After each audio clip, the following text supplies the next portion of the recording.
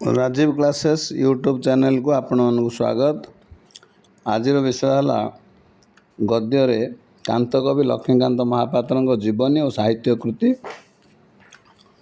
ओडिया साहित्यर विविध विभाग लेखनी चालना करथिबा कांत कवि लक्ष्मीकांत महापात्र निज रचनावलीर भिन्न भिन्न रोचक भाव और मनोभावर शैली पाठक महल सुपरिचित। से 1888 मसीह डिसेम्बर मास 9 तारिख माणबसा गुरुवार दिन कटक सहर धुआपत्रिया गली बाखरबागर एक गृह जन्मग्रहण करथिले। माणबसा गुरुवार जन्मित थिबारु तांको नाम रखाଯାଇଥିଲା लक्ष्मीकांत। तांको पिता चौधरी भागवत प्रसाद सामंतराय महापात्र भद्रक सहर 10 माइल पूर्व दिगरे अवस्थित तालपरदा ग्रामर बासिंदा और जमीदार थिले। तांको माता राधामणि थिले कंटापड़ा जमीदारंग कन्या। लक्ष्मीकांत जन्म होगा बेलू भागवत प्रसाद कटक एकाडेमी स्कूल शिक्षकता करते और आईन परीक्षा प्रस्तुत होते। वकिलाती परीक्षा कृतकार्य हो भागवत बाबू बालेश्वर में वकिलाती कले।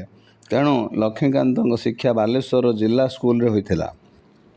यही समय भद्रक कोर्ट खोलू भागवत प्रसाद भद्रक चली आसिले और वकिलाती व्यवसाय सह निज ग्राम संपत्ति बाड़ी विषय बुझा लक्ष्मीकांत पाठपढ़ा भद्रक करा व्यवस्था करागला।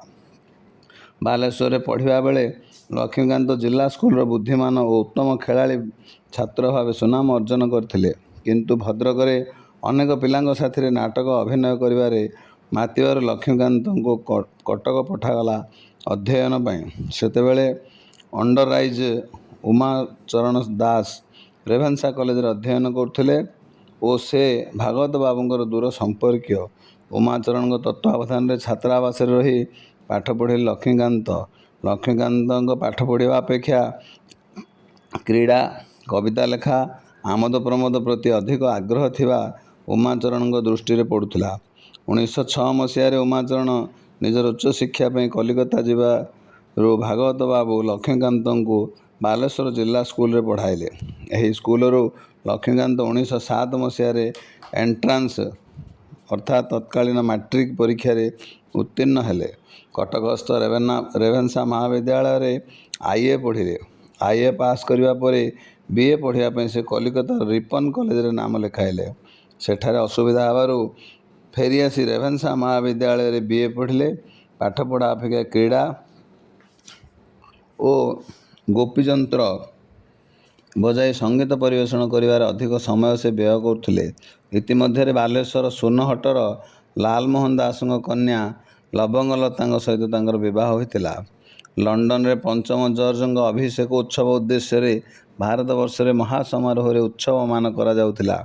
यही समय रेभेन्सा महाविद्यालय 1912 मसीह कांची कामेरी नाटक अभिनय कर नाटक लक्ष्मीकांत भद्रा और भिकारुणी भूमिका केतेबेले केंदरात केतेबेले रामताली आउ केतेबेले गोपीचंद्र बजाई एपरी गीत गाइले जे दर्शक माने मुग्ध हेले। पुनश्च यही नाटक से नर्तकी होई नाचिक अनेक प्रशंसा पाइथिले। बीए पढ़ा बेले लक्ष्मीकांत क्रीड़ा रसिक संगीत प्रिय अभिनय पारदर्शी बोली जेपरी जनाशुना हो पारिथिले। लेखालेखी मुकुर पत्रिकार संपादक ब्रजसुंदर दास और उत्कल साहित्य पत्रिकार संपादक विश्वनाथ करंग दृष्टि आकर्षण करें। एंट्रांस पढ़ा बेले कविता लेखापी रेभेन्सा छात्रावास उत्कलमणि गोपबंधु दास से श्रद्धाभाजन होते। आईए पढ़ला बेलू लेखा फकीरमोहन सेनापति द्वारा प्रशंसा पाई। क्रीड़ा संगीत अभिनय साहित्य व्यतीत से छात्रावस्था समाज सेवा प्रति आग्रह पोषण करते। दीन दुखी व्याधि पीड़ित जनता सेवा निमित्त रेभेन्सा महाविद्यालयर अध्यापक हेमचंद्र सरकार गोटे सेवा संस्था गठन करते। यही संस्थार लक्ष्मीकांत थिले जड़े अग्रणी स्वेच्छासेवी। निज पाठ्यपुस्तक व्यतीत से बंगला ओडिया भाषार बछा बछी उन्नत साहित्य कृति अध्ययन करते। कविता लेखुथिबारु तांको सांगसाथी माने कांत कवि डाकुथिले। किंतु 1934 मसीह भद्रक हाईस्कूल एक संबर्धना सभा कर लक्ष्मीकांत को कांत कवि रूप में घोषणा कर कवि चिंतामणि महांती सभापतित्व अनुष्ठित यह सभार मुख्य उद्योक्ता थिले लक्ष्मीनारायण साहू। वस्तुतः सेबेठार लक्ष्मीकांत सर्वसाधारण कांत कवि संबोधन ओडिशा रे परिचित हो आसिछन्ति। ରେଭେନ୍ସା ମହାବିଦ୍ୟାଳୟରୁ ଲକ୍ଷ୍ମୀକାନ୍ତ 1913 ମସିହାରେ BA ପାସ୍ କଲେ। ଏକଦା ଏଣ୍ଟ୍ରାନ୍ସ ପଢ଼ିବା ବେଳେ ତାଙ୍କ ଅଭିଭାବକ ଦାୟିତ୍ୱ ତୁଲାଇ ଥିବା ସେତେବେଳର ରେଭେନ୍ସା ଛାତ୍ର ଉମାଚରଣ ଦାସ 1913 ବେଳକୁ ପୁରୀରେ ଚାକିରି କରୁଥିଲେ ଓ କୁଣ୍ଢେଇ ବେଣ୍ଟ ସାହିରେ ବସା କରି ରହୁଥିଲେ। ଉମାଚରଣଙ୍କୁ ଦେଖା କରିବା ପାଇଁ ଲକ୍ଷ୍ମୀକାନ୍ତ ପୁରୀ ଗଲେ।